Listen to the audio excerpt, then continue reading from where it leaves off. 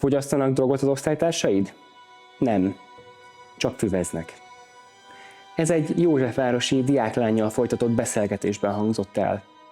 Ma már ez a válasz, és ez a legijesztőbb benne. Mintha a fű nem is lenne drog, mintha beleférne, mintha nem számítana. De akinek van gyermeke, az pontosan tudja, ez nagyon is számít. A marihuána nem ártalmatlan. Gyengíti a koncentrációt, rontja a memóriát, visszaveti a tanulást.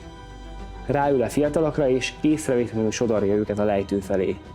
Mert a fű nem az utolsó állomás, hanem az első.